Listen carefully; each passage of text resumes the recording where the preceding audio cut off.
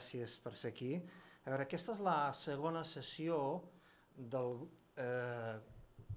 cicle que en diem Grups i classes socials a Catalunya. És a dir, vam fer una primera sessió sobre la classe majoritària per excel·lència al llarg de la història de Catalunya.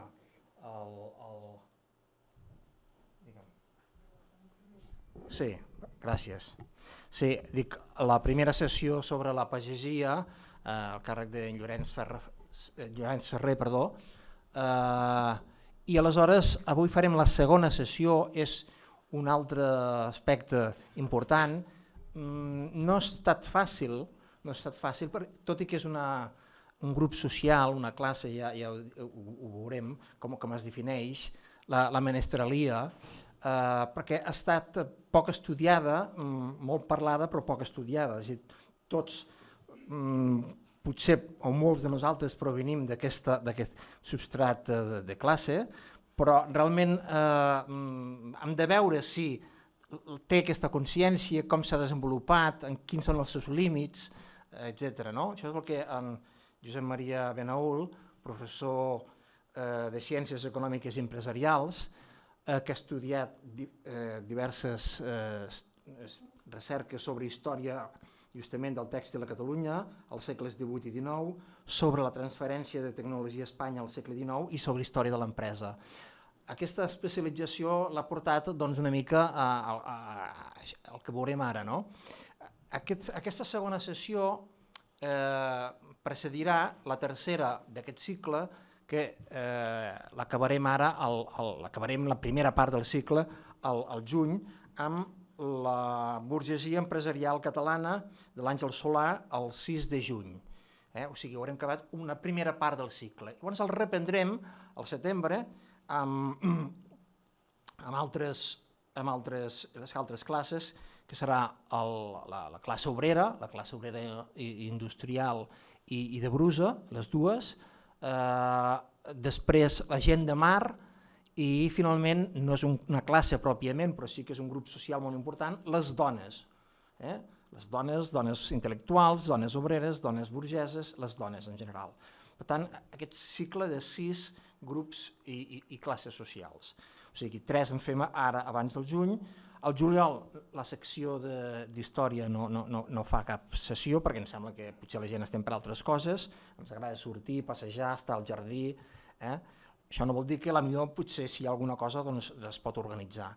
Estem pensant de cara a l'any que ve fer un cicle que també ens fa il·lusió començar-ho a avançar sobre el 1917, el centenari 1917, que va ser un any crucial. En el seu moment, evidentment, tots tenim al cap la Revolució Russa, sí, però també la crisi espanyola del 17, també la mort de Prat de la Riba el 17, aquell any. És a dir, serà tot un cicle de conferències que, a més, vam convidar a altres seccions de la casa, si s'hi volen afegir, a commemorar tot aquest cicle i mirarem a veure com el podem lligar. Almenys 3 o 4 sessions les farem.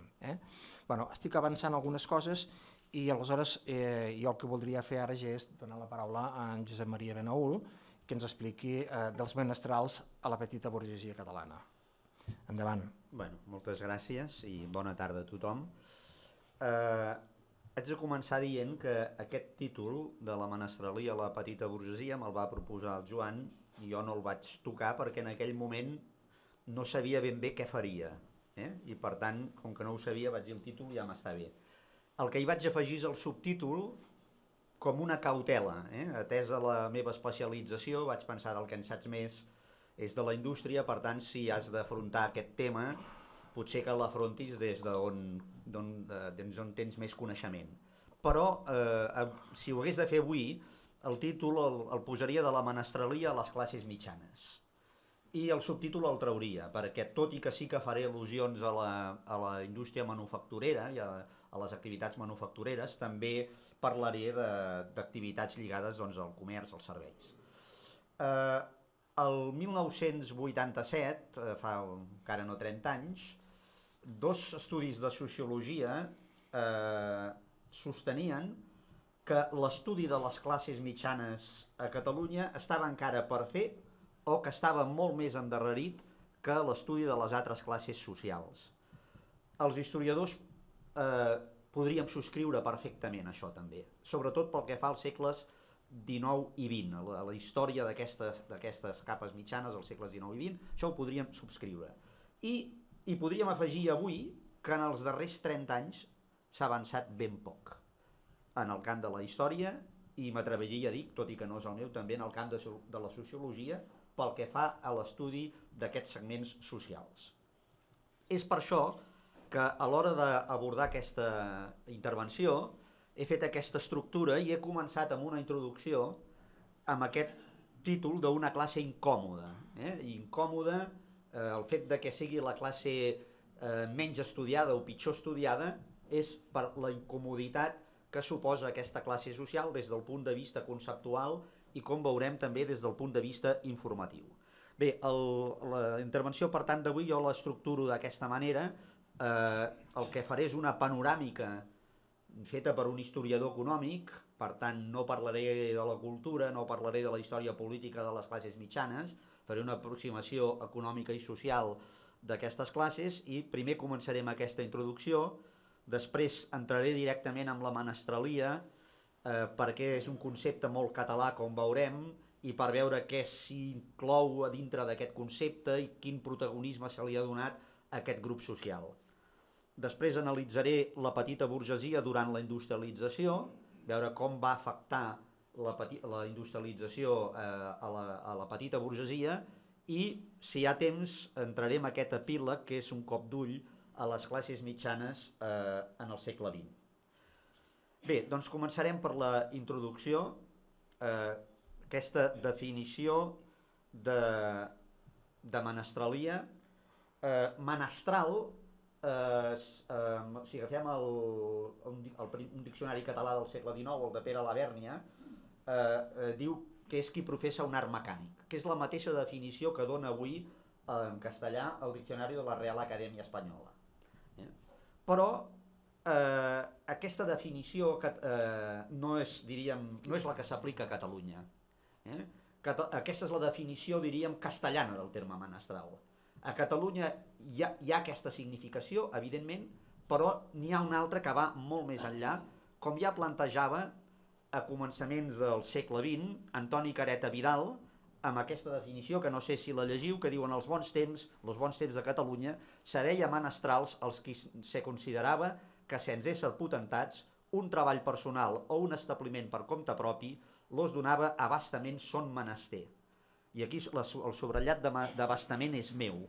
Per tant, amb aquesta definició queda clara que menestral és equivalent a petit burgès. Treball personal, establiment per compte propi, i amb això tens uns ingressos que cobreixen abastament.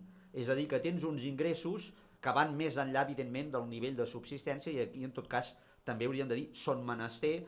Cadascú sap quin és el seu menester. Evidentment, una persona que té unes determinades aspiracions es planteja un nivell d'utilitat o de necessitat més alt que no unes altres. Per tant, aquesta és diríem, això que diuen en Careta en els bons temps, no en els bons temps, a la seva època, menestral, volia dir això a Catalunya. I aquest és la paraula menestral, evidentment, no vol dir que cobreixis el menester, vol dir que ve que tens ofici, que és tant menester com menestral venen del mateix paraula llatina, de ministerium, que vol dir càrrec, ofici, això, professió, vol dir això. I aquest concepte és el que han utilitzat determinats analistes catalans que han teoritzat sobre el paper de la menestralia a la nostra història. Fins i tot Vicenç Vives, l'historiador Jaume Vicenç Vives, arribarà a dir que entre les classes similars de l'Occident europeu aquesta és l'única que té una denominació apropiada, que la denominació catalana és la més apropiada, perquè lliga justament el nivell d'ingressos o el lloc social, el lliga molt clarament a l'activitat, a l'ofici. Per tant, aquesta classe la podem definir la menestralia com els artesans, els botiguers i els petits fabricants que generalment posseïen les seves pròpies eines de producció i de treball alhora que ells mateixos actuaven també com a força de treball. He agafat aquí una capçalera d'un setmanari que em sembla que només va sortir un sol número, a l'any 34, que es diu El Menestral, i aquí ja hi és tot, ja hi ha tota l'heterogeneïtat, totes les contradiccions, setmanari defensor de la classe mitja, o sigui, del capital, del treball i de la propietat. Ja ho tenim tot. Ja tenim tot el pack aquí que hi ha dintre de la petita burgesia.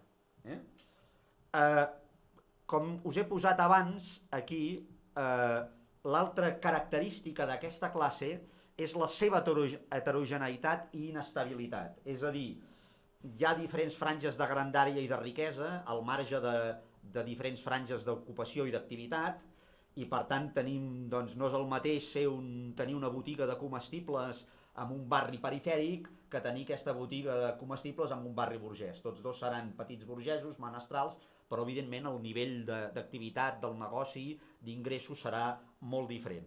I és una classe també inestable perquè es considera que en aquesta classe social hi ha molta mobilitat, que entra molta gent que ve de la pagesia, que ve del món obrer, que el seu primer ascens social és entrar en aquest petit negoci, però hi ha també mobilitat, com veurem després, en el sentit que també hi ha molta gent que fracassa i ha de tancar la botiga, ha de tancar el negoci, i hi ha una part petita, però una part que podem considerar significativa, que passa de la petita burgesia, de la menestralia, cap a la burgesia. Bé, l'altre problema que planteja l'estudi d'aquesta classe social, i per això també és incòmode, és la informació, és les fonts. I aquí el primer problema que ens trobem és que els censos de població que tenim en aquest país no recullen fins dades molt recents, fins pràcticament 1970, no recullen la categoria socioeconòmica, recullen la professió, vagament. Evidentment, si un és teixidor, doncs ja saps que és obrer. Si un és fabricant, ja saps que és burgès. Però i si et diuen sastre? Què és aquest sastre? És l'amo del negoci o és un empleat sastre? Si et diuen ferrer, què és? Si et diuen serraller, què és? I aquí tenim una dificultat que no ens permet, diríem, fer un estudi per períodes, per tot el segle XIX i per gran part del segle XX, a partir dels censos de població, d'aquestes categories econòmiques que ens aproximen a les classes socials i més concretament aquesta. Aquesta és la més difícil, perquè pagès, doncs posàvem pagès, ja sabies que era pagès, el que no sabies amb el cens és si era gran, si era petit, però ja sabies que era pagès. Però petit burgès és difícil de capturar a partir dels censos anteriors a 1970.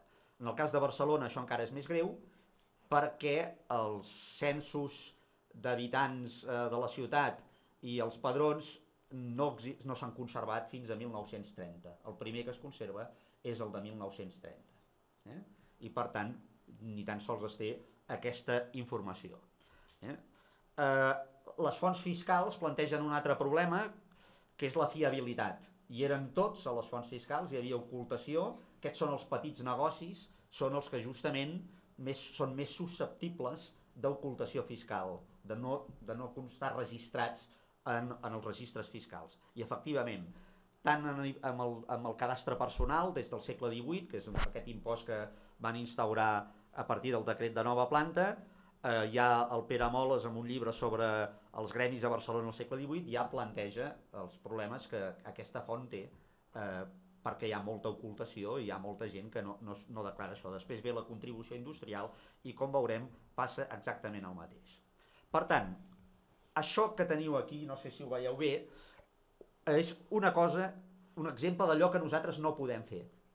A Itàlia ho poden fer perquè els censos a partir de 1881 sí que donen aquesta informació sobre la categoria socioeconòmica de la gent i, per tant, especifica que són comerciants, per tant, que són propietaris d'un comerç, especifica que són artesans a Itàlia sempre s'ha d'entendre com a petita empresa, com la petita empresa, i fins i tot especifica els que són petits empresaris del transport i d'altres serveis.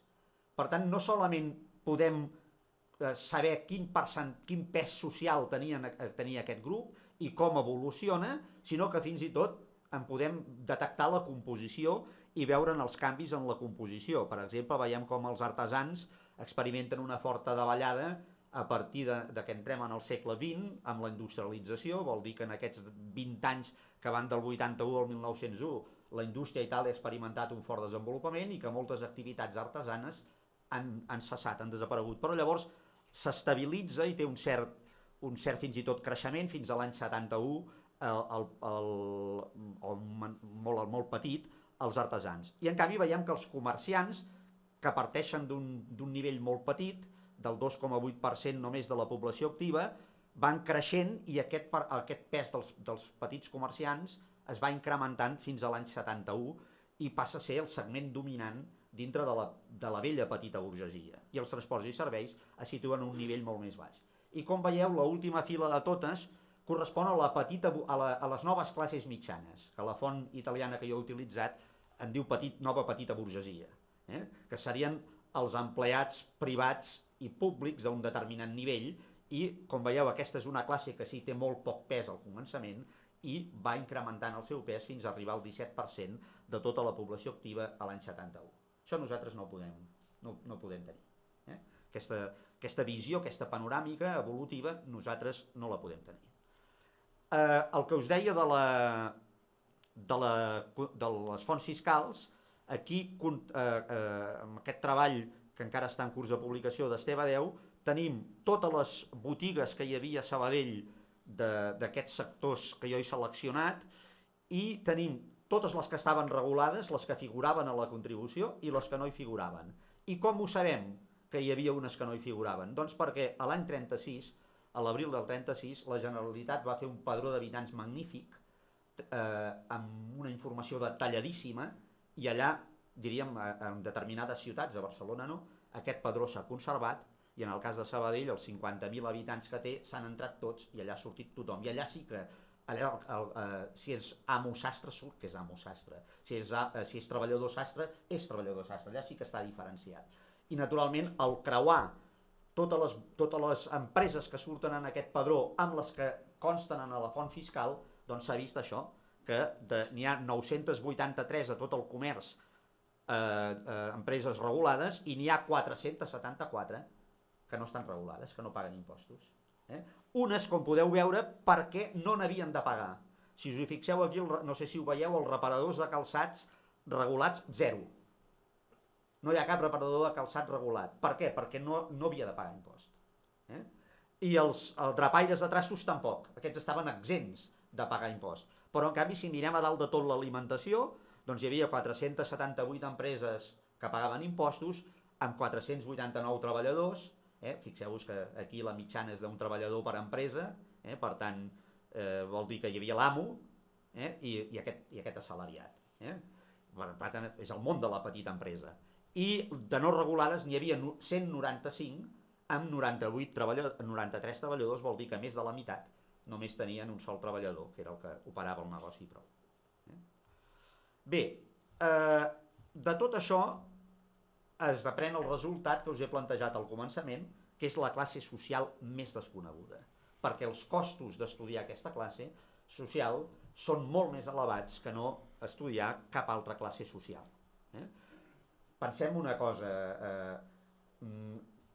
a part d'aquestes fonts que jo he esmentat, avui no és el dia aquí ni el moment per parlar de com estudiar això i quines fonts hi ha, però per posar un exemple molt gràfic,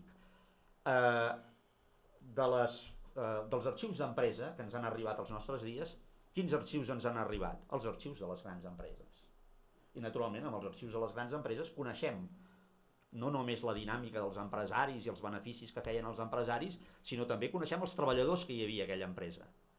De les petites empreses, d'aquestes 400 i escaig o 900, millor dit, que he posat a seguir, quants arxius ens han arribat? Cap. Per tant, també en aquest sentit també ens manquen fonts, aquestes fonts que són tan útils per estudiar la vida de l'activitat de les empreses i en aquest cas de la petita empresa. Per tant, estudiar la petita empresa també té uns costos molt més elevats perquè aquesta informació sobre la petita empresa has de fer un esforç de recol·lecció molt notori. L'altra qüestió és com enfoquem l'estudi d'aquesta classe social. Si hem dit que són alhora empresaris i treballadors, ells mateixos, com els estudiem? Com empresaris o com treballadors? Jo crec que s'han d'estudiar en primer lloc com empresaris, com a petits negocis, perquè tota la resta, fins i tot el treball familiar, fins i tot el que en podríem dir l'autoexplotació de la família, per dir-ho així, que pot fer un petit negoci d'aquest tipus, està subordinada al negoci. I el negoci està determinat per com funciona el mercat on està aquest negoci, com evoluciona aquest mercat, com es desenvolupa, etc. Per tant, jo crec que l'enfocament que s'hauria de fer és primer estudiar-los com a negoci, i a partir d'aquí després ja pots interpretar com està organitzat el treball, com es realitza el treball dintre d'aquest petit negoci, però primer els has de capturar com a negoci. Un dels pocs treballs que s'ha fet, per això he dit en aquests 30 anys s'ha fet molt poc, però sí que s'ha fet una tesi de la qual després en parlaré sobre la menestralia a Barcelona a la primera meitat del XIX, justament ha estudiat aquests menestrals des del punt de vista del treball, sense abordar-los prèviament com a negoci, que jo crec que hauria estat molt més ric. Bé, amb això entrem al punt segon, que és parlar de la menestralia, aquesta menestralia entesa amb la definició que hem donat, entesa com una classe de gent que fa treball personal o que té un petit establiment i que amb això obté uns ingressos i que és una gent que alhora són capitalistes i alhora són treballadors. Doncs aquesta menestralia, veure com s'ha configurat i quins són els atributs que determinats historiadors ja des del segle XVIII en el cas català li han atorgat, que com veurem és bastant significatiu.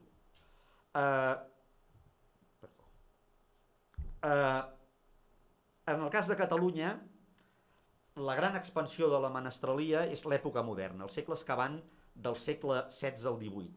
Evidentment tot té un origen medieval, però la gran expansió és en aquests 3 segles. Són 3 segles en què el territori català, com ja va plantejar Pierre Vilar, i després això ho ha desenvolupat molt bé pel segle XVI Albert García Espuche, el territori català es reconfigura com unitat econòmica.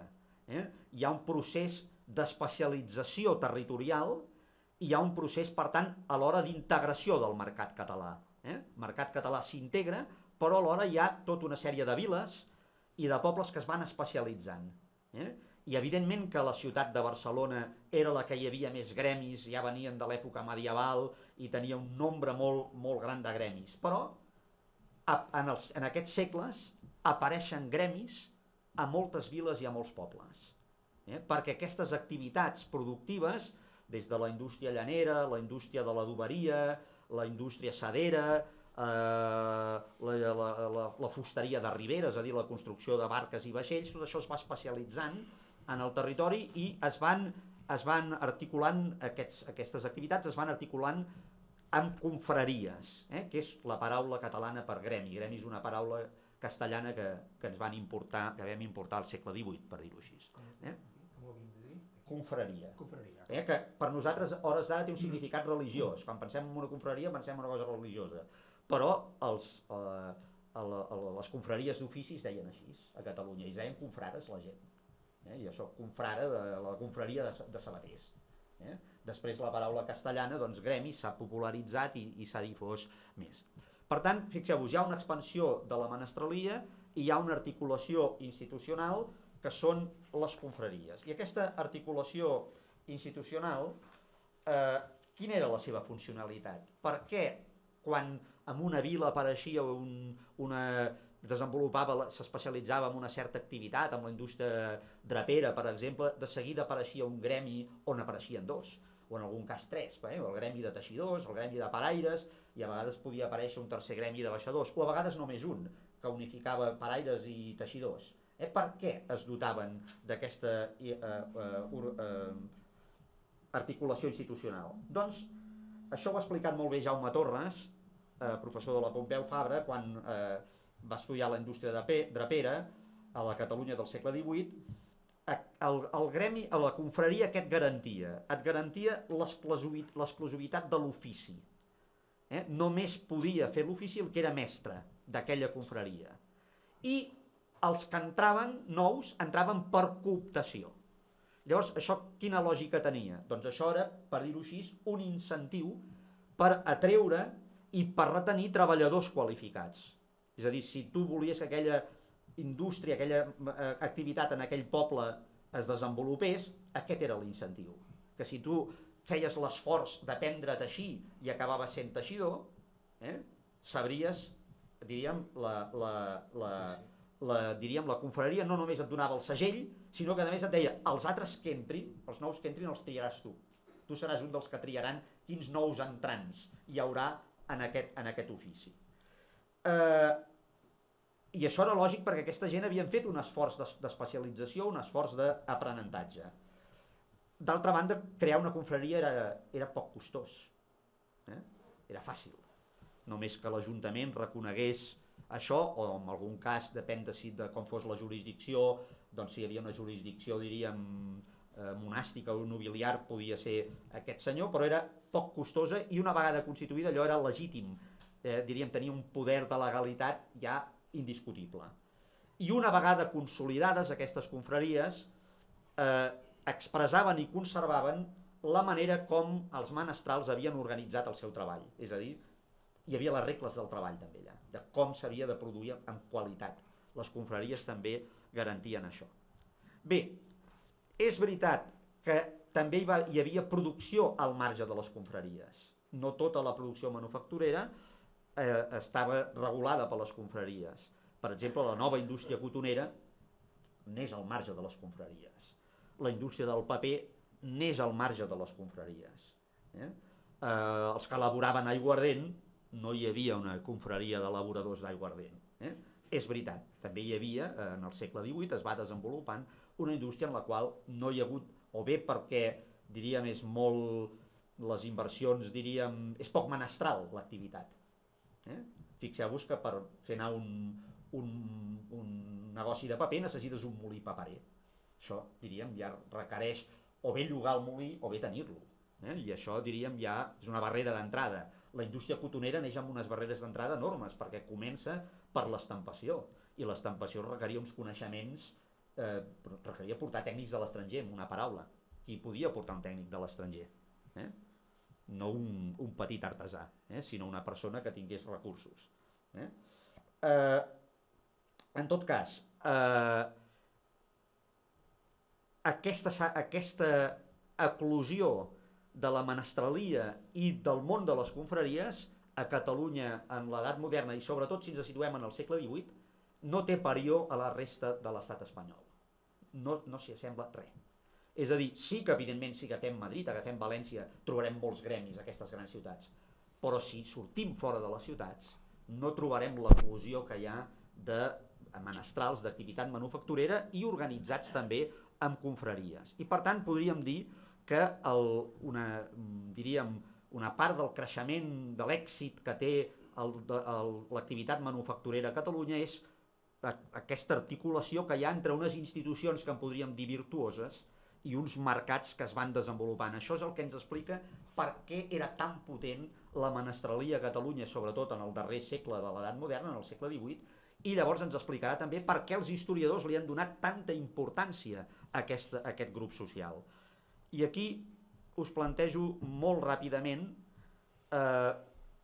les raons de per què aquesta menestralia creixia i s'articulava i, diríem, sobretot en el segle XVIII,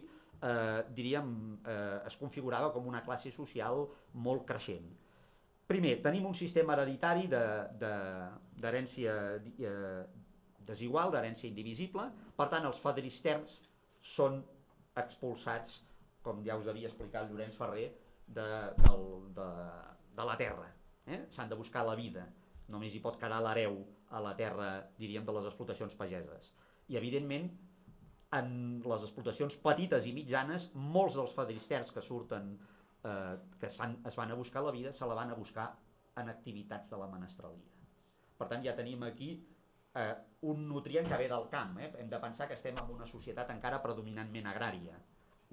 Per tant, d'on es nodreixen els menestrals? D'ells mateixos, més els nous que venen de fadristerns de la petita i la mitjana pagesia. Segon, tenim unes formes d'accés a la terra a Catalunya que també us ho devia explicar el Llorenç Ferrer, que es caracteritzen per l'estabilitat, per donar una gran estabilitat al pagès.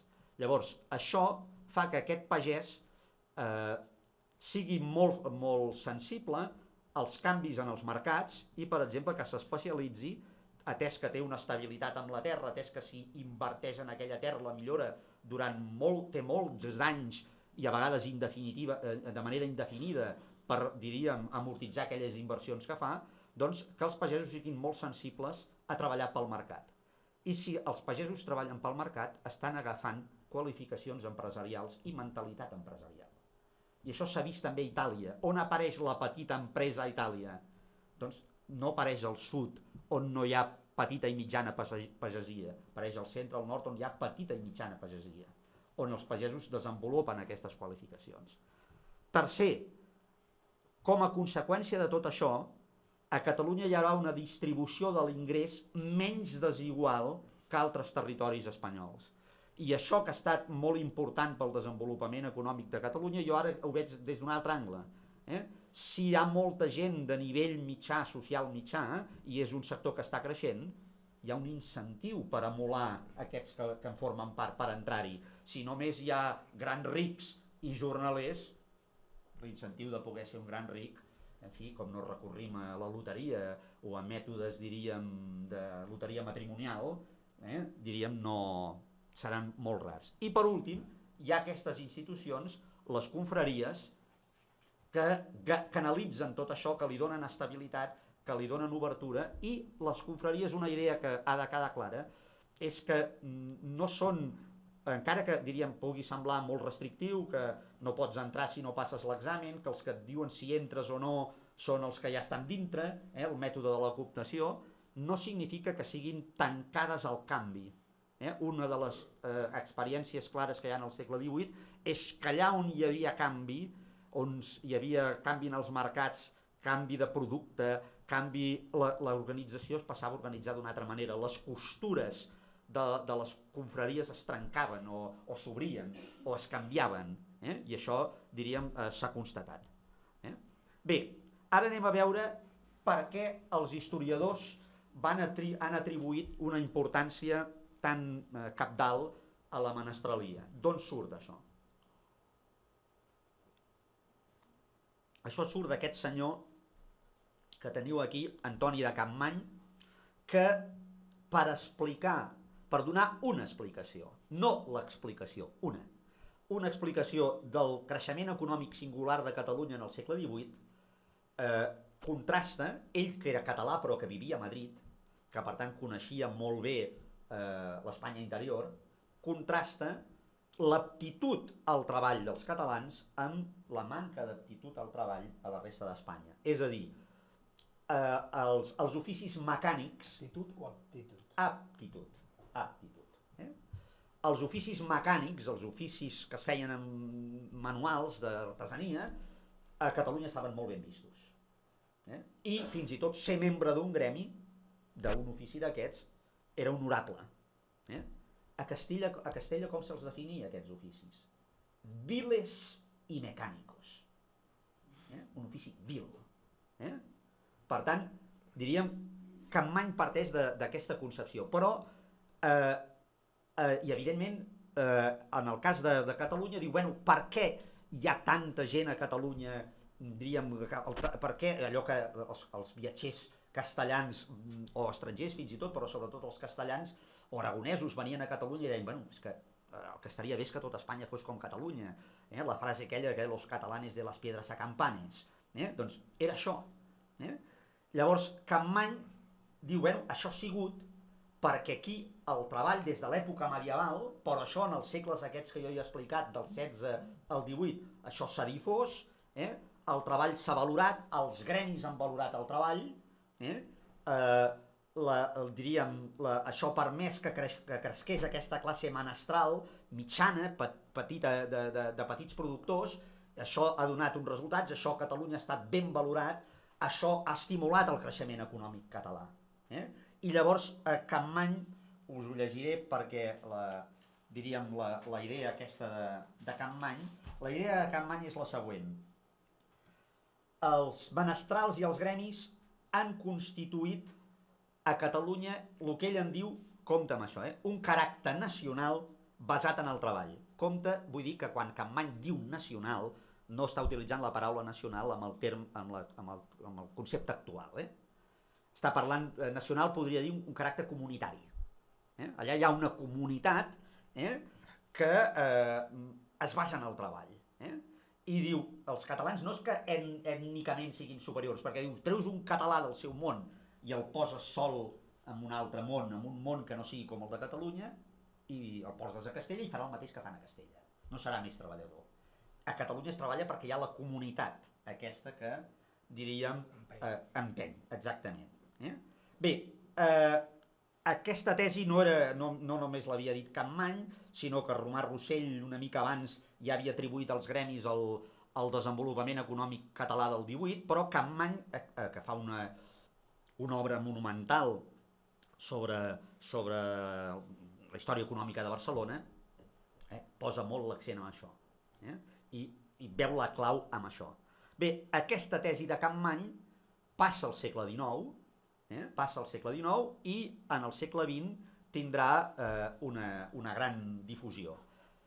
Un dels que recull aquesta tesi de Capmany, no de manera explícita, però sí clarament implícita, és un senyor que havia estat president de l'Ateneu, en Josep Coroleu, que va escriure un llibre precisament que es deia Memòries d'un menestral. Memòries d'un menestral és una història de Barcelona de la primera meitat del XIX, és una història del que passa a Barcelona, però diríem, incorpora dintre una mena de cosa novel·lesca, de memòries novel·lades, per donar-li més vida.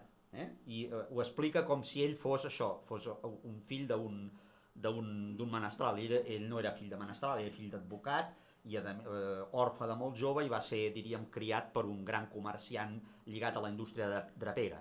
Per tant, de menestral no en tenia res, però s'inventa això, literàriament, per fer més atractiva la història de Barcelona.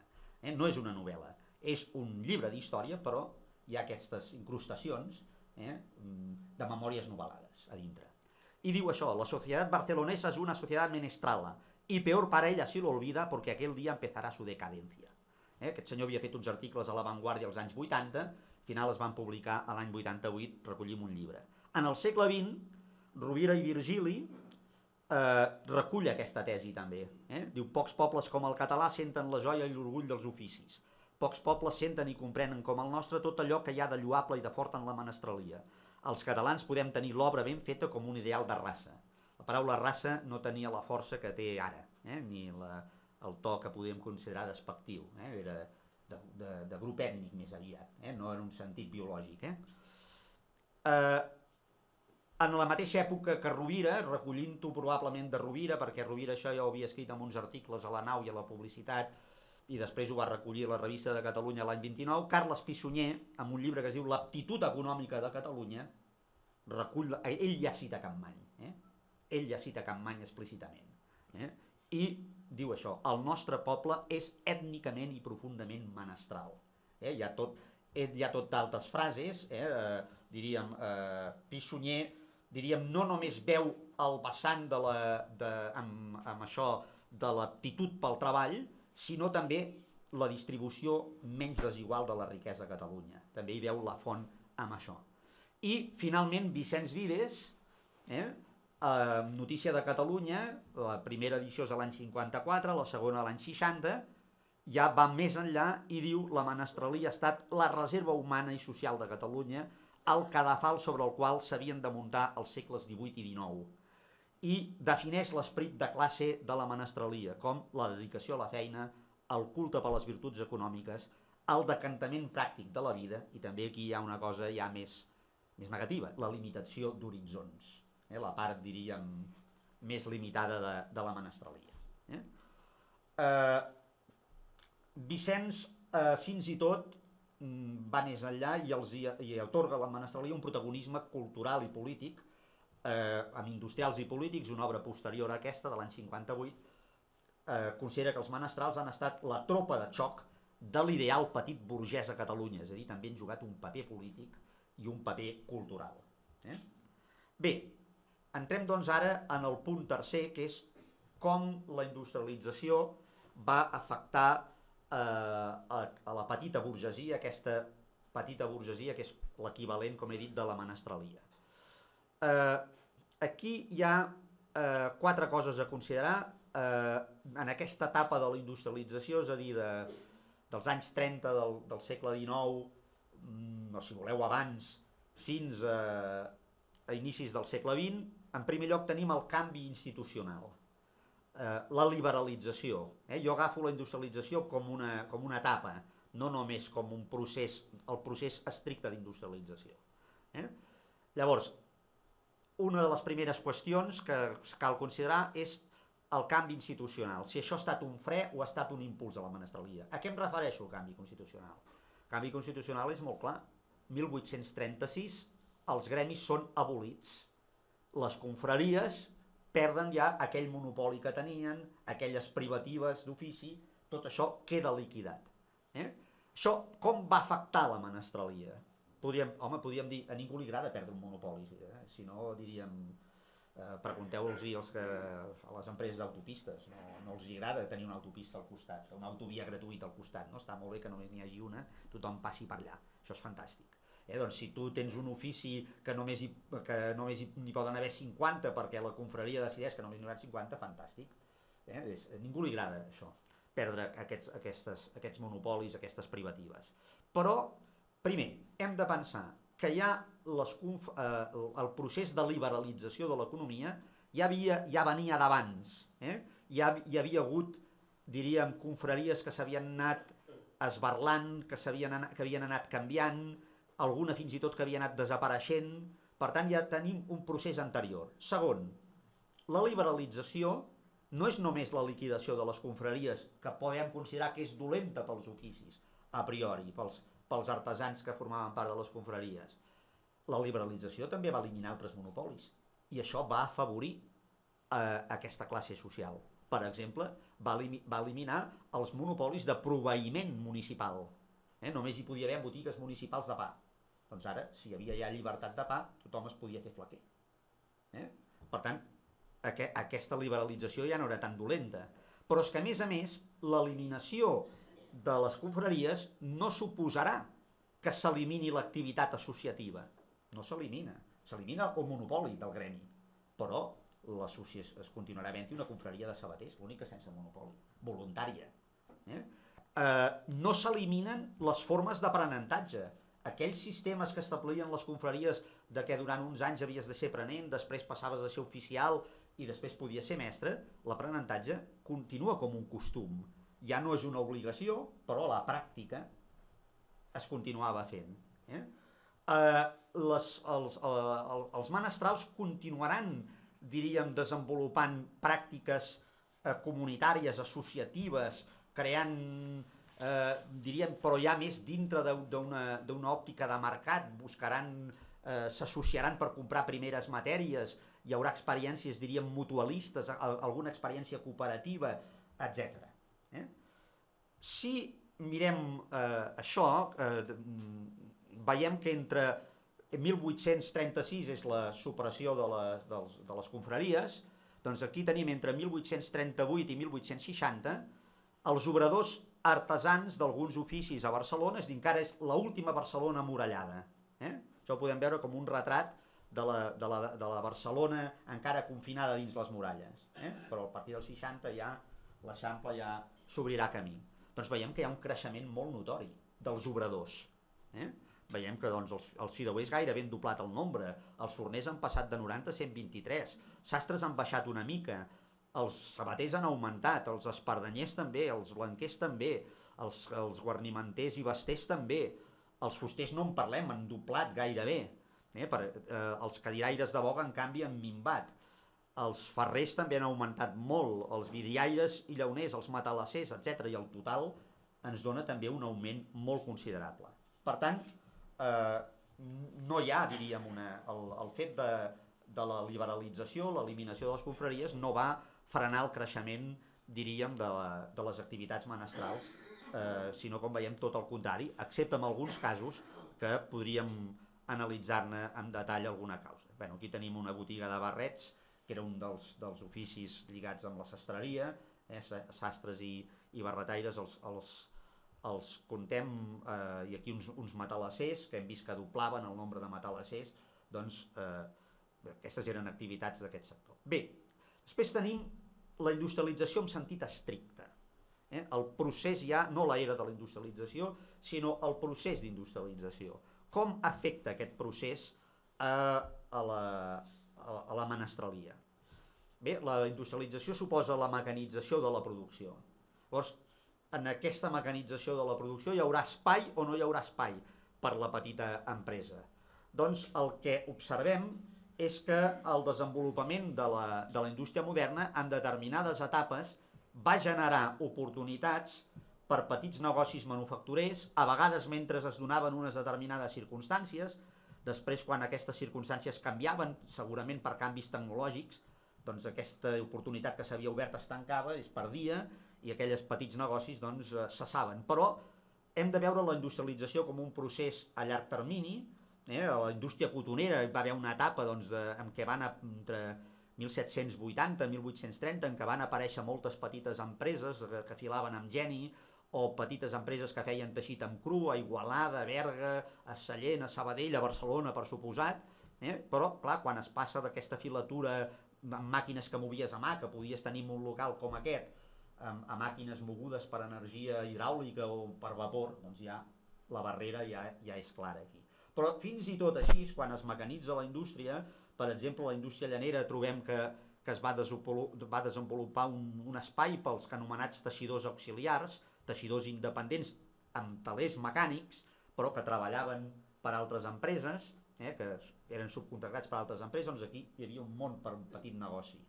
Quan es desenvolupa la indústria de metal·lomecànica, doncs primer apareixen al costat d'alguna gran empresa, com la Maquinista Terrestre i Marítima, com després doncs els tallers del Girona, etc. Van apareixen també petits tallers de reparació, tallers de construcció fins i tot a petita escala, i no oblidem que més endavant, en el segle XX, quan es vagi desenvolupant la indústria metal·lomecànica, doncs floriran tallers subcontractats que faran peces i faran components per empreses més grans. Aquí us he posat un quadre d'una recerca meva d'aquests fabricants cotoners, petits fabricants cotoners, de 1820, que eren 30, he eliminat els 4 que no van tenir descendència de cap mena, que es van quedar solters o van morir sense descendència, i veiem quins eren els pares d'aquests fabricants. Veiem que, diríem, de fabricants d'aquests 30, només n'hi havia 2 a la indústria cotonera i 2 a la indústria de pera, és a dir, que els altres, com veiem, 3 venien de traginers, altres venien de teixidors o d'altres operaris de la indústria llanera o de paperers o de basters o de pagesos, venien de fora. Llavors, aquests 30 fills d'aquests pares es van fer fabricants cotoners, però els fills d'aquests fabricants cotoners ja només n'hi va haver 7 que van ser fabricants cotoners. Els altres 23 van haver de marxar de la indústria. Per què? Perquè les condicions per mantenir aquell petit negoci, que el 1820 encara existien, a les dècades de 1830 i 1840 s'havien acabat. I els fills, què es van fer? Doncs llavors els fills es van fer botiguers, o es van fer droguers, o van anar a la indústria llanera, o van proletaritzar-se, és a dir, va haver mobilitat social descendent, i això mateix que explico jo pel cas de Sabadell, doncs ho ha explicat l'Albert García Balanyà amb el cas de petites filatures, que ha trobat com aquests petits empresaris filadors després els troba com a filadors a les grans empreses. I per tant també hi ha hagut aquest procés durant un temps podien tenir la petita empresa, quan hi va haver la mecanització de la filatura van haver de tancar la seva i entrar a treballar a les grans fàbriques com a obrers qualificats, certament, però com obrers. Bé, la industrialització, a part del procés de mecanització, que s'hauria de mirar molt a llarg termini, perquè evidentment la industrialització destruïa petits negocis manufacturers, però alhora en creava d'altres, potser no tan importants, però per posar-vos un exemple, quan es mecanitza el calçat, finals del segle XIX, evidentment tots aquells obradors que feien calçat manual a Barcelona desapareixen. però el calçat mecànic, que d'una banda abarateix el preu del calçat i fa que ja no sigui un bé de luxe, pràcticament, era un bé exclusiu quan es feia només a mà, el calçat mecànic impulsa l'aparició dels reparadors de calçat. Per tant, apareixeran petits negocis de reparació de calçat. L'altra qüestió, la industrialització aprofundeix un procés que ja venia d'abans, però que l'accelera i la intensifica, d'especialització productiva i d'integració dels mercats. Amb la industrialització hi ha unes àrees que s'especialitzen en fer determinades coses i unes altres s'especialitzen en unes altres, tant dins del territori català com a nivell del mercat, de tot el mercat espanyol. I alhora aquests centres que estan especialitzats s'integren en un únic mercat. És a dir, aquell mercat local on es feien sabates i es feien sabates només pel mercat local, ara que han aparegut centres especialitzats, aquests centres especialitzats venen sabates per tot el mercat espanyol.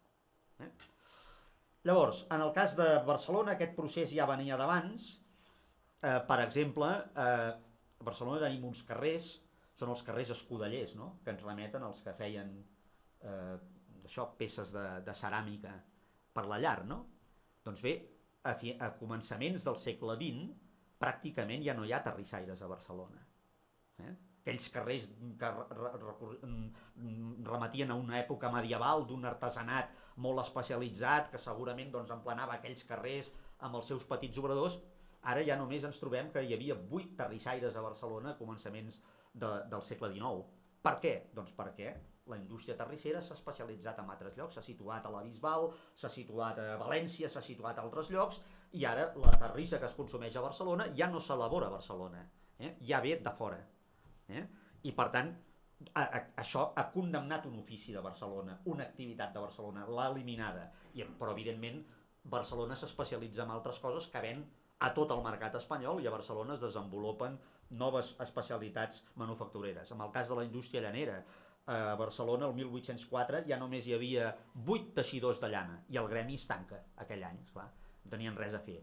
I als anys 20, abans que es dissolguin els gremis, ja es dissol el gremi de paraires perquè ja tampoc en quedaven. Per què? Perquè la indústria llanera s'havia situat fora de Barcelona ja des del segle XVII, però amb el XVIII i a començaments del XX ja s'estaven consolidant els grans nuclis de Terrassa, de Sabadell i altres que ja s'havien especialitzat en això. Si a això hi sumem la revolució del transport, el ferrocarril, la navegació a vapor, aquesta integració del mercat, aquesta moure mercaderies d'un lloc a l'altre, doncs encara es fa molt més radical. Bé, això, diríem, farà que les activitats de Barcelona es resituïn, que les activitats manufactureres, que a Barcelona es quedin aquelles activitats amb les que té avantatge competitiva i en canvi tanqui aquelles en què no en té. Diríem, la terrissa a Barcelona tenia poca viabilitat, no perquè no hi hagués argila, perquè no es necessita gaire cosa més que l'argila, però resulta que a Barcelona segurament era més car el combustible, segurament era més car el lloguer, llogar un terreny o una nau per fer el forn era més car, i la mà d'obra també era més cara. Per tant, la terrissa sortia de Barcelona i s'instal·lava en altres llocs. Bé, en el mercat local, evidentment, encara hi havia un mercat local, malgrat que el mercat s'està integrant pels productes manufacturers, per altres productes, algun també manufacturer, per exemple, l'activitat que feien els basters, de fer guarnicions pels carros, pels cavalls, etc. Això encara vestia un mercat local. Però en aquest mercat local la industrialització, a vegades sense canvi tecnològic i a vegades amb canvi tecnològic, imposava canvis en l'organització de la producció. A vegades canvis en el mercat portaven a canvis en l'organització de la producció. Per exemple, agafem el cas de la sastreria. Hi havia molts sastres a Barcelona, com ja hem vist, molts obradors de sastre. Tu anaves allà o compraves la roba al sastre, que també te la venia, o anaves amb la roba i el sastre et feia la roba a mida.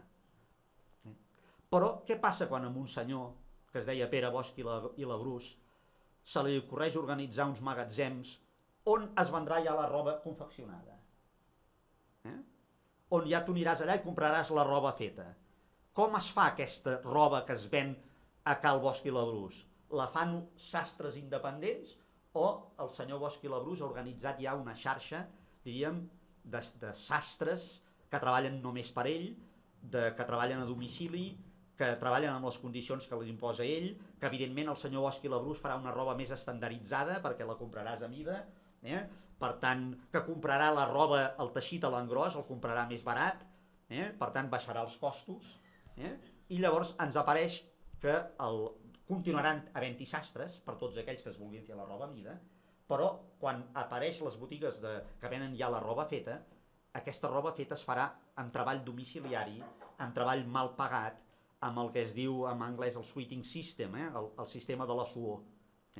I diríem, aquí teniu un exemple, no es veurà molt bé la fotografia, però això és una foto de començaments de segle, de tot de dones que van amb el mocador de fer farcells i algunes amb una llibreta que van en aquesta botiga a recollir la feina, la roba que han de confeccionar, i segurament en aquesta llibreta, si no saben escriure, doncs el senyor del taulell els hi anota has de fer tantes camises d'això o has de fer tantes peces d'això, i aquestes... doncs aquestes dones, això ja no són menestrales, aquestes dones. Això és treball, diríem, proletari de domicili. No treballaven en cap fàbrica aquestes dones. Treballaven a casa seva. Ja tenien màquina de cosir, probablement. Però, diríem, era treball obrer domiciliari. Ja no eren propietàries d'un negoci. Per tant, no eren menestrals. No eren menestrals. Treballaven, ja estaven subcontractats i com veieu això devia ser el dia de la setmana o del mes que els hi tocaven allà a recollir, segurament el dia que portaven també era el dia que havien de recollir, però els mocadors de fer farcells ja estan buits. Llavors, per tant, hi haurà canvis en el mercat local en aquest sentit. D'això també erosionarà una part de l'activitat menestral. Bé, l'altra qüestió, el creixement urbà. Hem dit liberalització, industrialització, creixement urbà. El creixement urbà afavoreix l'expansió dels petits negocis, sobretot del sector diríem, del comerç minorista a petita escala. I aquí tenim un exemple de com augmenta el nombre de carnisseries a Barcelona, entre 1856 i 1933. Tenim una columna dels punts de venda que comença al 84, una columna de contribuents, la columna de punts de venda sempre superior als contribuents. Això els autors d'aquest treball jo els hi vaig dir, bueno, això què vol dir, que hi ha ocultació fiscal o que hi ha algun contribuent que té més d'una carnisseria? I probablement siguin les dues coses. Hi ha contribuents que són propietaris de més d'una carnisseria i pot ser que també hi hagi una certa ocultació fiscal. Hi ha la columna de com creixen els habitants de Barcelona, a partir de 1902 ja amb els pobles incorporats, i veieu doncs, amb els números índex com el nombre de punts de venda entre el 84 i el 33 s'ha multiplicat per 2,8, el nombre de contribuents per 3,6, el nombre d'habitants per 3, gairebé 3,9. Per tant, diríem, el creixement urbà ha fet créixer el nombre d'aquests negocis. Això si ho féssim per les fleques, si ho féssim per... Podem posar també l'exemple de les lleteries, però en el cas de les lleteries, a diferència de la carnisseria, hi ha un canvi radical en l'ús de la llet. L'ús de la llet de vaca i de la llet de cabra, mitjans del segle XIX, només era per malalts i vells. En aquest cas, els menestrals sí que serien els propietaris. Evidentment. Però no els treballadors, clar. Els que tenen punt de venda i no són propietaris de la carnisseria, que són carnissers por cuenta ajena, es defineix la font. Però els contribuents, evidentment, són tots propietaris de la carnisseria. I els altres, doncs, també hi pot haver propietaris que no declarin. Llavors, les lleteries. El 1850 hi havia 15 lleteries a Barcelona. Per això, perquè hi venien llet de fora de Barcelona, de granges que estaven a fora de Barcelona, perquè era un aliment, això, per malalts i per vells. Però, a mesura que va avançant el segle XIX, cap a finals del segle XIX, es va posant l'accent en què la llet és un nutrient bàsic pels nens i comença a introduir-se i a difondre's la llet com a producte per a l'alimentació infantil. Encara el Josep Pla, amb el quadern gris, això ho recull, de que la llet era cosa pels avis i pels malalts. Però a començaments de segle XX, el 1902, ja hi ha a Barcelona unes 150 lleteries i 50 llocs de venda ambulant de llet. 50 parades on es venia llet. Per tant, també hi ha hagut un creixement pel petit negoci en aquest sentit. Per tant, el comerç minorista no pararà de créixer a mesura que vagi creixent les ciutats. Evidentment, si creix la renda encara creixerà més. Bé, l'última cosa de la qual volia tractar amb aquest panorama de fins al finals del segle XIX era el concepte aquest de petita burgesia com a corredor social i la mobilitat social, i que en part té a veure amb allò que he parlat abans de la inestabilitat de la petita burgesia. Aquesta és una idea del Vicenç Vives, aquesta idea de que la menestralia és un corredor social en el qual hi entren pagesos i obrers que entren a la petita burgesia i alguns d'aquests petits burgesos entren a ser burgesos. Aquesta tesi de Vicenç Vives jo l'he poguda confirmar, em sembla que el quadre el tenia aquí davant, no, perdó, el tinc més enrere, aquí. L'he poguda confirmar amb el cas de la indústria de pera del Vallès Occidental, amb dos talls, 1830 i 1864, he agafat els empresaris, els més importants, que eren més o menys entre el 20 i el 25% dels empresaris, però que representaven com a mínim el 60%, aquests 20% d'empresaris, el 60% de la producció industrial, per tant eren els més grans, i llavors de Sabadell i de Terrassa he agafat 1830, que és abans del vapor, per dir-ho així, 1864, quan el vapor ha eclosionat. I què veiem el 1830? Que fixeu-vos bé, del 74% dels empresaris de 1830, el 46% que ja eren fills de fabricant i el 28% que eren menestrals de la draperia, entesos en aquest sentit com artesans i tècnics de la draperia, baixadors, tintorers, etc., 74% dels fabricants han sortit de dins de la mateixa indústria. Això és el que es diu endogènesi, han sortit de l'interior. Però ja hi ha un percentatge important de menestrals de la draperia per això i un percentatge molt petit de menestrals no llaners. I veieu que també hi ha un percentatge petit, igualment petit, de pagesos i propietaris. Quan ens en anem a l'any 64, hi ha hagut l'eclosió del vapor, la indústria ha crescut molt, hi ha hagut oportunitats d'expansió de l'empresariat, l'empresariat efectivament ha augmentat el seu nombre, però esclar, s'ha hagut de reclutar de fora de la indústria. Ara ja els empresaris, fixeu-vos que s'han reclutat de dintre de la indústria, tant de les files dels fabricants com de les files dels menestrals, són només el 36%, la meitat del que eren abans. Per tant, el reclutament s'ha obert. I cap a on s'ha obert? La menestralia drapera queda pràcticament igual, el mateix percentatge, però la menestralia no llanera, és a dir, fills de sastres, fills de botiguers, fills d'altres oficis, ja representen el 14%, s'han introduït fins i tot alguns fills de les professions liberals, que han vist interessant un fill fer-se empresari llaner, i el que més gros és el creixement que hi ha hagut de fills de la pagesia, de fills de pagesos i propietaris. De fet, de fills de propietaris només n'és un, els altres són fills de pagesos, fadristerns, d'aquests que han dit, bueno, t'has de buscar la vida, doncs ara hi ha una gran expansió de la indústria de pera, anem allà amb la legítima, anem-la a invertir allà, no sabem, això el quadre no ens ho recull, aquests nous empresaris, fills de menestrals drapers, o fills de menestrals no llaners, o fills de pagesos, abans de ser empresaris, què van fer? Quin ofici van tenir abans? Perquè probablement hi ha una etapa intermèdia en què van treballar com a aprenents o com a oficials, etc. Això el quadre aquest no ens ho permet veure, però il·lustra que certament una part de la burgesia, una part, es reclutava de la menestralia. Ara, però el corredor aquest sembla que no només seria de la menestralia, sinó també de la pagesia. Evidentment, però jo aquí el que vull remarcar és la part de la menestralia.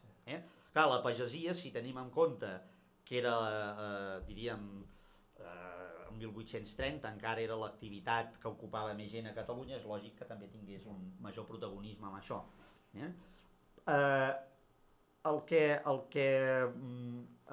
vull dir amb aquest quadre ens mostra, de totes maneres hi ha un cert biaix, perquè ens mostra el final de la història, mostra els menestrals que han arribat a ser empresaris. Però quanta gent hi havia a la menestralia? Aquesta mobilitat social ascendent, quin percentatge de la menestralia en va gaudir? Llavors segurament el que ens diuen estudis de fora és que aquest percentatge era molt petit, que aquesta mobilitat social ascendent era molt petita. Aquí veiem el final de la història, no veiem el punt de sortida. En el punt de sortida quants menestrals hi havia, que van acabar d'empresaris.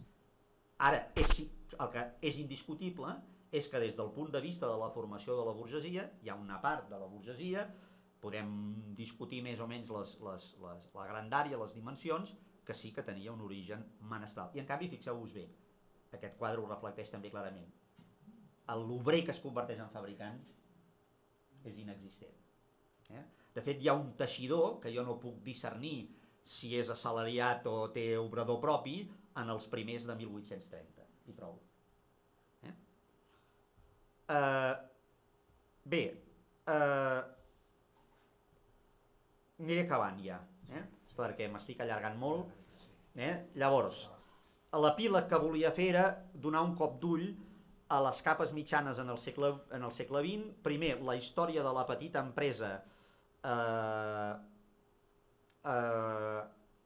al món industrial no s'ha acabat en el segle XIX. La segona revolució industrial i el desenvolupament de noves indústries donaran noves oportunitats en determinats sectors productius perquè segueixin apareixent petites empreses. Us he posat aquí un mapa, perdó, aquest mapa no sé si es veu gaire bé, però és un mapa de les impremtes que hi havia a Catalunya l'any 33. Hi havia unes 700 impremtes, però perquè tingueu una idea d'aquestes 700 impremtes, 505 estaven a Barcelona. Doncs bé, aquestes 505 impremtes que hi havia a Barcelona, està clar que hi havia les grans impremtes dels diaris, les grans impremtes d'algunes cases editorials com la Montaner i Simón, el Salvat, algunes cases d'aquestes grans, però hi havia centenars d'aquestes impremtes que eren petits obradors d'impremta, amb 2 o 3 treballadors com a molt. I per tant, aquí tenim una activitat, una mostra d'una activitat que segueix permetent el creixement de la petita empresa. N'hi podia haver d'altres. Evidentment, aquest procés de desenvolupament de la petita empresa a Catalunya es troncarà amb la desindustrialització a partir dels anys 70. A partir de la crisi que s'inicia aquí al 75, doncs a partir d'aquí s'inicia un procés de desindustrialització accelerat que no ha parat i no para, i aquest procés ha comportat l'eliminació, a banda també de grans empreses, del món de la petita empresa manufacturera en gran mesura. I l'últim que vull acabar són les noves capes mitjanes. Aquestes noves capes mitjanes que hem vist abans en el quadre que us he passat d'Itàlia, que les tenien registrades el seu creixement des de 1881 fins a 1971, què són aquestes capes mitjanes? Aquestes noves capes mitjanes, que ja no són petits burgesos en sentit estricte, ja no són propietaris de mitjans de producció, treballen ja com assalariats. D'on surten aquestes classes mitjanes? Surten d'aquests dos processos que he descrit aquí, del desenvolupament, diríem, de les indústries de la segona revolució industrial, que tenen una intensitat tecnològica i administrativa que fa que apareixin uns llocs, diríem, de tècnics, de comercials, d'administratius, d'un cert nivell, i amb un nombre molt elevat, i això permetrà que, diríem, hi hagi un creixement a la indústria manufacturera d'aquests sectors. Però també, paral·lelament, es desenvolupen els serveis privats i els serveis públics, els serveis privats majoritàriament lligats a la millora de l'ingrés. Si es desenvolupa l'hostaleria és perquè la gent pot pagar-se les vacances, i els serveis públics que estan lligats a l'estat del benestar, l'educació, per tant, creixerà el nombre de mestres, el nombre de professors d'universitat, el nombre de metges, el nombre d'infermeres, etc. Aquests processos són els que expliquen el desenvolupament de les noves capes mitjanes. I quines són aquestes capes mitjanes? Quins trets tenen? Doncs això, tenen estudis mitjans o superiors reglats, habitualment, són assalariats amb possibilitats de fer carrera professional, un pot començar de mestre, acabar de director, un pot començar de tècnic i acabar de director tècnic, un pot començar d'infermer i ser infermer ras i acabar sent cap d'una unitat, i tenen un estatus social, aquestes capes mitjanes, o tenien. Ara això està molt en qüestió de l'evolució dels darrers temps. Tenien una remuneració més elevada, obtenien també remuneracions complementàries, els era fàcil fer treballs addicionals al que feien, un professor podia fer conferències, una infermera podia fer, a part del treball hospitalari, podia fer treball privat, eren més adaptables a les necessitats de la feina, etc. I acabo amb aquest quadre, que és l'única pintura que tenim, l'única fotografia que tenim de les classes mitjanes, totes, en color groc, les classes mitjanes velles a Catalunya, a partir de les categories socioeconòmiques censals de 1970 a 1991, i en color taronja, o no sé com ha sortit aquí, doncs les noves classes mitjanes. I aquí es veu clarament com en les velles classes mitjanes ja tenim empresaris agraris amb assalariats, va minvant, empresaris agraris sense assalariats i membres de cooperatives. Això són les classificacions, no són les òptimes, perquè d'alguns d'aquests empresaris hauríem de treure els que no són petits, però el cens ens dona això. Els empresaris no agraris amb assalariats, és interessant aquí remarcar com amb la crisi, a partir dels 70s, creixen molt els empresaris no agraris sense assalariats. I després les professions liberals que es mantenen més o menys estables. I però el que és molt notori és el creixement dels altres. No tant dels directius i gerents agraris, sinó dels altres, directius i gerents no agraris, sobretot el personal administratiu, comercial i tècnic i el personal intermedi, que creix del 5,2 al 13,4. Només una última pinzellada per relacionar les dues classes mitges, la petita burgesia i aquestes. Molts d'aquestes noves classes mitges han sortit de la vella petita burgesia.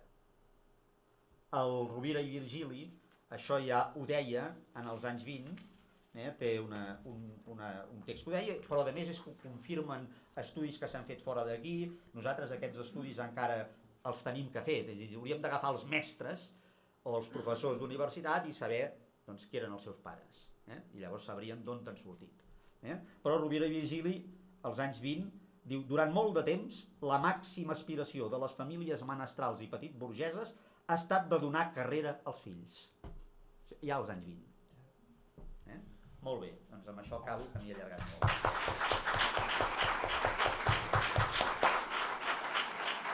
Molt bé. Moltes gràcies. Déu-n'hi-do per ser la classe més desconeguda. Jo crec que hi haurà un abans i un després amb els estudis d'aquesta classe a partir d'aquesta conferència d'en Josep Maria Benaul. Ara, si encara hi ha ganes i es vol fer alguna pregunta, mira, aquí davant una pregunta, doncs... Avui no tinc el micro, no sé... Ah, sí, un moment.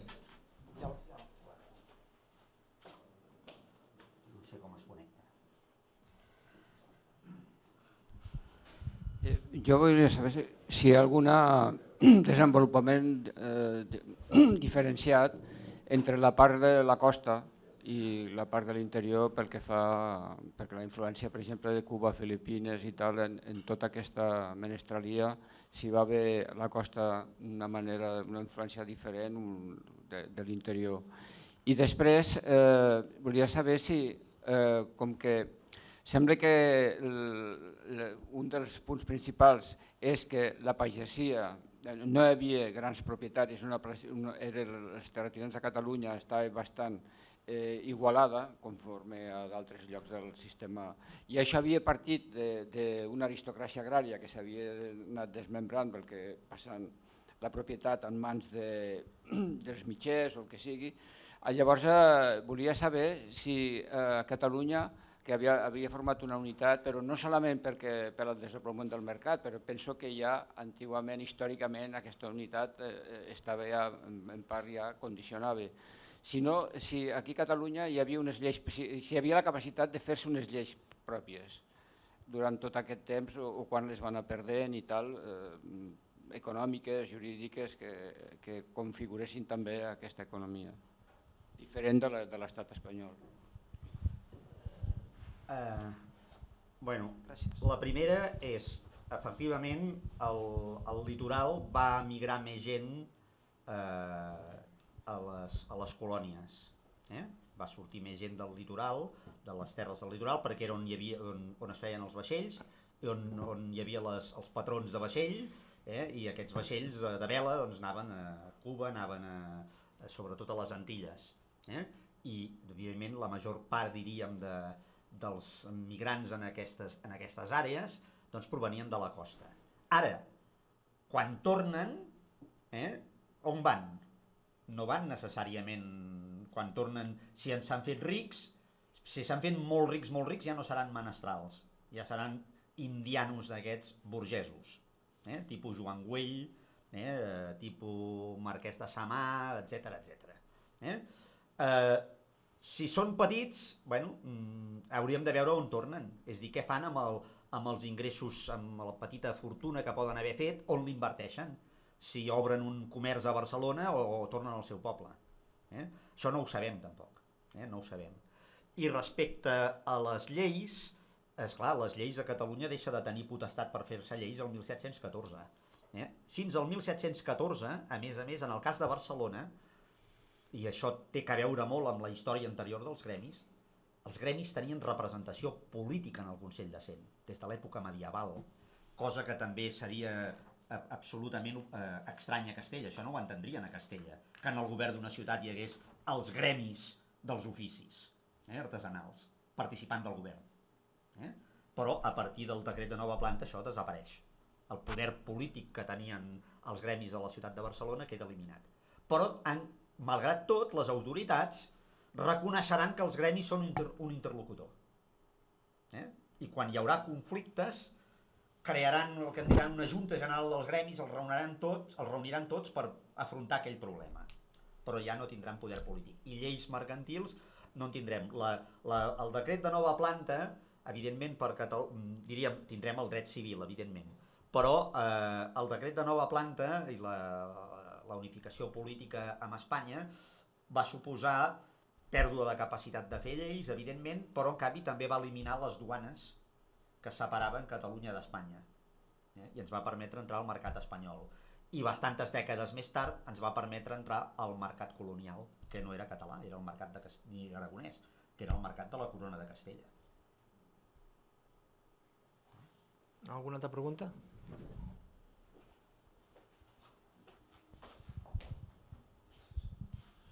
En el punt 3 m'ha semblat veure un quadre que parlava molt hi havia un increment de la pagesia important. No, bueno. No sé si ho no he vist bé o... No, ara ho explicaré. Gràcies. És la pagesia, la participació de la pagesia en la formació de la burgesia, en aquest cas dels fabricants drapers del Vallès, aquí. Veus, hi havia 4 fabricants al 1830 que eren fills de pagesos només 4, que eren el 10% dels 39 fabricants.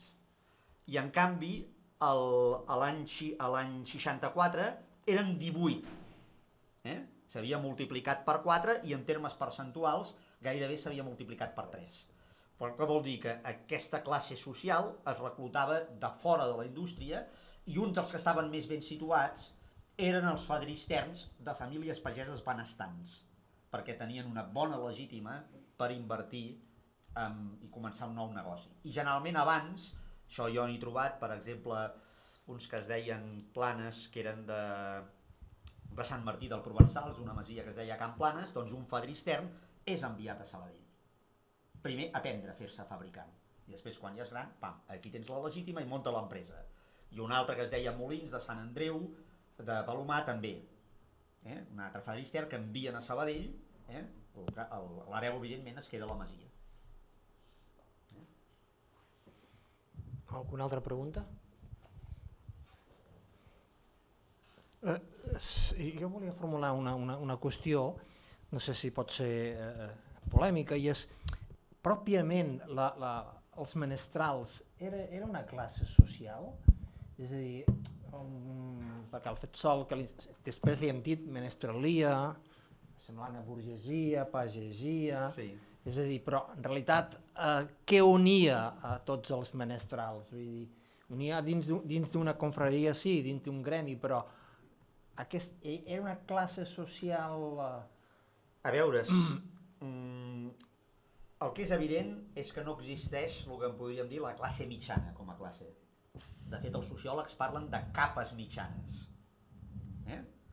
Perquè què té en comú un petit botiguer que encara pugui existir o un propietari d'un bar doncs amb un metge d'un hospital? Com a classe social tenen poc en comú. Pot ser que el propietari del bar tingui ingressos més elevats, no té que veure amb els ingressos, però a nivell de formació, a nivell de possibilitats de fer carrera, a nivell de el que hem dit abans. No? Per tant, la classe mitjana, com a tal classe, no existeix. Si ens referim a la menestralia estricta, que seria la vella petita burgesia, aquí ja podríem parlar més de classe social, perquè tindríem una classe social que, diríem, què la definiria? Això que és petit propietari, un petit negoci, que alhora que és propietari, que és capitalista, propietari dels mitjans de producció, ell també treballa, evidentment que seria una classe heterogènia, amb diferents gradacions de riquesa. Té una autoconsciència? Aquest és el problema, no. I aquí diria que no, i aquí la prova és molt clara. Com s'organitza aquesta classe social? És a dir, una classe social la podem definir a través d'això, de les condicions econòmiques, com acabo de fer, o bé a través de la seva acció col·lectiva, i per tant de la seva consciència. I aquí sí que la cosa és clara, perquè la burgesia està organitzada com a classe, organitzada, és a dir, els empresaris catalans, foment del treball nacional, no hi ha volta de full. Ja està. Els obrers estan organitzats com a classe. Abans de la guerra, la CNT, la UGT, etc. On estava organitzada la petita burgesia, la vella petita burgesia? Estava organitzada en una sola organització? No, amb centenars. L'associació de sabaters de no sé on, l'associació de no sé què, de no sé quantos. Absolutament fragmentada. En alguns països, Alemanya concretament, allà sí que hi havia una certa consciència de classe mitjana, encara ara l'equivalent del concepte de menestralia a Alemanya, salvant les distàncies, és aquest concepte encara molt vigent a Alemanya de la Mittelstand, el nivell del mig. I ja hi havia una organització de la classe mitjana a Alemanya abans de la Segona Guerra Mundial. Abans, diríem, de l'ascens del nazisme, ja hi havia organitzacions de la classe mitjana com a tal. Tot i així també estava molt fragmentada. Però ja hi havia organitzacions que la unificaven d'alguna manera. Aquest diari que jo us he passat la capçalera, el Menestral, que és absolutament rar a Catalunya, és un rar avis. A Alemanya hi havia molta literatura d'això, diaris, revistes de la Mittelstand que defensaven la classe mitjana com a tal. Aquí, en canvi, la classe mitjana, a més, políticament, on estava la petita burgesia políticament? Doncs també estava dispersa. Diríem, políticament, la petita burgesia, tant estava, una part estava a la Lliga, que era el Partit Conservador, com una altra part estava a Esquerra Republicana. Però no i Esquerra Republicana, quan anaven a votar, quan hi havia les eleccions, recollia el vot obrer. Esquerra Republicana recollia el vot obrer. Aquí potser també... I allò era un partit que teòricament era el típic partit petit burgès, amb allò la caseta i l'hortet, això ja seria el súmmum de la definició petit burgesa, però en canvi, bueno, l'electorat petit burgès no anava tot a Esquerra Republicana. El que anava a dir és que potser la manca d'un marc nacional clar i d'una banda la diguem-ne representació que em va fer en Campmany o en Vicenç Vives més endavant, de dir, ei, aquests són els nostres, aquests és la nostra classe mitjana, és una representació, diguem-ne, més, anava a dir ideològica, que és real, però que hi era, el que passa que no estava prou organitzada, en part, ara improviso, perquè aquest marc nacional tampoc el tenia, i institucional. Sí. És a dir, no el tenia institucional, no el tenia nacional, i aleshores, en canvi, hi era, no? Perquè la prova és que després d'aquí van sorgir les burgesies o el proletariat, no? Però D'on? de la menestralia. No, bueno, el proletariat no venia de la menestralia. Alguns menestrals perdien la seva condició menestral, passaven a ser proletaris, i alguns proletaris eren capaços d'obrir una botiga, a vegades l'obrien per necessitat, perquè no trobaven feina i obrien un taller del que fos. Però no, el que dius del marc nacional no és exacte, perquè França, per exemple, la petita burgesia o les classes mitjanes tampoc es configuraven com a classe. Tampoc. En la seva acció col·lectiva, és a dir, on els trobaries la petita burgesia organitzada també en multitud d'associacions locals, fragmentades, sense grans organitzacions nacionals, fragmentada en diversos partits polítics. Ara sí que és, per exemple, sí que és important, quan parlem de les classes mitjanes, per exemple, sí que, diríem, han tingut un paper polític, ideològic. Pensem, per exemple, en els anys finals del franquisme, o en el manteniment de la llengua, en el manteniment de la cultura. Aquestes classes han estat decisives. Quan hi ha la campanya del català a l'escola, surt d'aquestes classes, no surt de les organitzacions obreres clandestines. Són aquestes classes les que fan la campanya del català a l'escola els anys 70. També. Però això és... Sí. No, vull dir que està relacionat perquè vostè també és difícil definir-la, però tenen una base comuna, que no depenen del salari d'altres i que se poden usar una capacitat d'autoabastèixer més o menys holgada. Sí. Llavors, penso que aquestes classes mitjanes, que és el que avui dia diu que s'està en crisi, perquè això és quan s'ha parlat del capitalisme s'ha dit el capitalisme dels tercis. Llavors hi havia una part, la burgesia, una altra part de classes mitjanes, una part de classe obrera, per dir-ho així, d'una manera molt esquemàtica. Però sí que diria avui dia, per exemple, hi ha una crisi d'aquestes classes mitjanes, una proletarialització, que baixen els salaris, i això políticament afecta, per exemple, la socialdemocràcia, la caiguda... Sí, està claríssim. L'ascensió del feixisme també s'ha relacionat amb això, amb una crisi de les classes mitjanes. És a dir, el partit nazi és un cria d'això, no del sector obrer. No, està claríssim, sí. Molt bé, doncs jo crec que si no hi ha cap més pregunta ho deixem aquí i gràcies. Recordeu que la primera serà la classe obrera, perdó, la classe de la burgesia industrial, i serà el 6 de juny, és un dilluns també. Gràcies.